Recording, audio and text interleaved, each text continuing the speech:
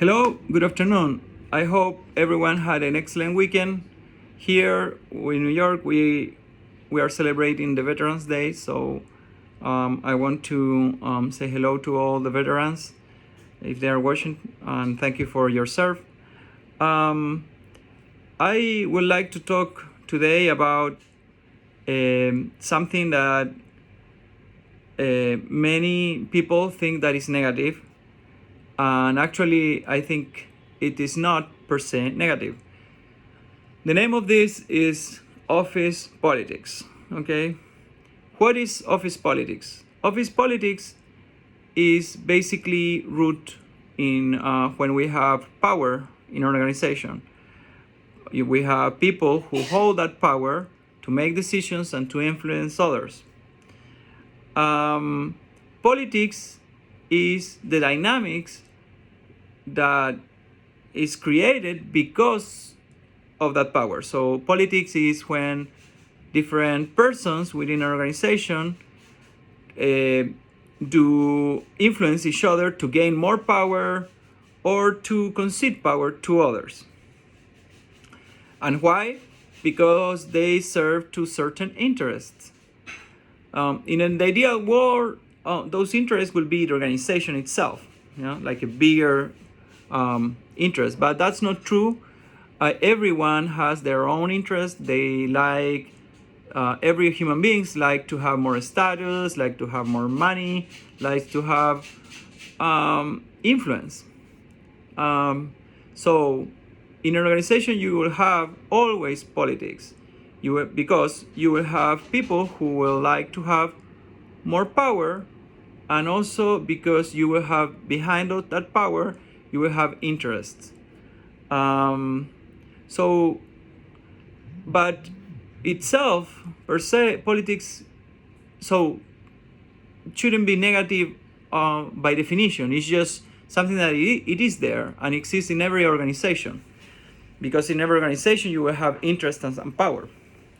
The problem is when politics become negative or create an environment that is very difficult to work, when there is hot gossips, when there is secret agendas or hidden agendas, when there is information that is withheld purposely to affect others, and when all of that becomes like the rule, it's very difficult to navigate in an organization like that. Now, not always politics is negative. Sometimes we need to influence others. Sometimes we need to persuade others, and we need to make decisions using our power, or using, and also we will have, sometimes we have to respect the power and the authority of others in order so an organization could move forward. How to navigate through all of this, it's very important. So I think the first tip that I will give now is to, before you act or before you take any decision, is to understand which political organizational political environment are you in.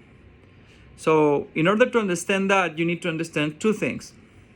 You understand which are the key positions in your organization, what are their interests. So for example, you can have the financial manager that has the interest of growing financially the company and saving the expenses and cutting the expenses.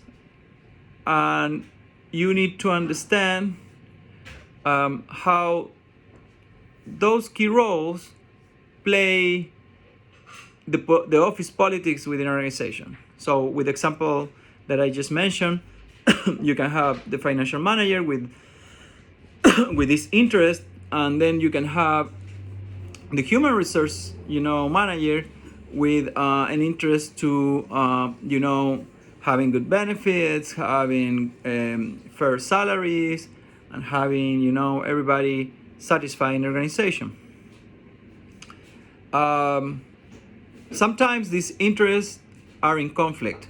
You know, not all the times interests are, you know, are in align or in harmony. So both key roles will need to negotiate, and just when they start negotiating, power, you know, within the organization start, you know, to move. That basically is politics. So that we need to understand first of all, and we need to understand that the concept of politics not always is negative. It's just how the power is played in the organization, and then to understand how that politics play in my organization. So we need to understand the key roles, what are their interests, but also we need to understand the informal power that is in our organization. What is the informal power? Informal power comes from people who have contacts in the organization. Sometimes they are persons who are, you know, have long time in the organization, so they knew they are friends of others in the organization. They have close relationships, so their power comes from their relationships. It's informal. It's not in the org chart. Okay, so you need to understand also how that, you know, it's in the board of this organization as well. And then when you understand how, you know, the politics are in your organization, you need to understand where are you on that, you know, network of relationship and power. What is your role? What is your power? How you stand with what are your alliances within the organization, and understanding it and having that picture very clear, it will give you clarity. It will give you a better. It will make you have more information to make better decisions, and basically be more happy within your organization. Secondly, my other tips when it comes to office politics are to take an impartial role. I don't think that sometimes I don't think it's good that you became partial or you take sides in an organization. It's always, I think, good to just have a big picture of what's going on in the organization, and try to look for the interest of the organization. That will give you more credibility, and you will be a little out of the political arena in an organization. Then my other tip when it comes to being in a political environment, or when it comes to political organization politics, is not to gossip. I think when you start, gossip is very natural for all human beings to start. You need to vent out if something happened to you, and sometimes you share with a coworker of what's going on, and you talk bad about another person within an organization. But I think that could basically doesn't help at all. Just, you know, and also it doesn't give you any solution, and it could become very negative. After all, it can get back to you, that you were talking, you know, behind the backs of others. And I think it's better to just maintain your impartiality and maintain you out of the gossip.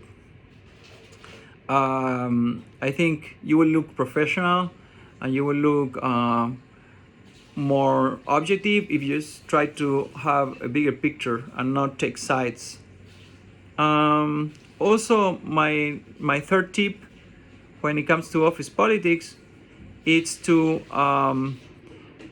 basically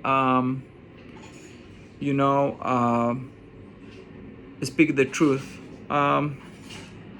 I feel sometimes people restrain themselves to speak the truth, or sometimes they prefer not to say anything.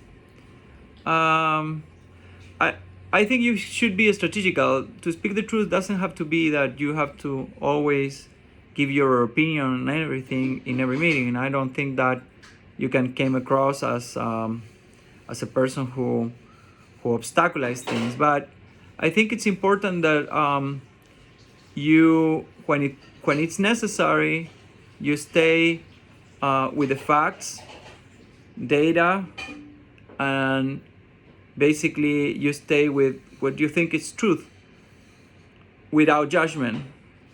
That will give you a position of being out of the politics when it's needed. And my last tip will be that no matter how political is the environment, you always have to choose how to act and how to react.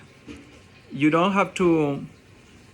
I think it's very bad when you act because of fear. It's very easily we can feel that fear when an organization is basically they are coerced. It's basically it function with coercion, or you think that they are harassing you in the workplace. But if that is the case, I encourage you not to act with not because what happens when you act based on fear is you will finally you will feel you will never try to solve what is going on there. It's like you will be a piece who will maintain that negative political environment in your organization. Remember, there are always people in the organization that they have an interest on the organization. They have values that you may share with. So just be conscious of that. So as a summary, these are the 4 tips when it comes to political environment. 1, understand the politics of your organization, understand the key roles, and understand what are their interests. Secondly, try to maintain yourself neutral, not take sides, and basically try to maintain your impartiality. Third, try to be always conscious about what you say. Don't fall into gossip. That's I think is very important. Stay with the facts and data. And fourth, be truthful.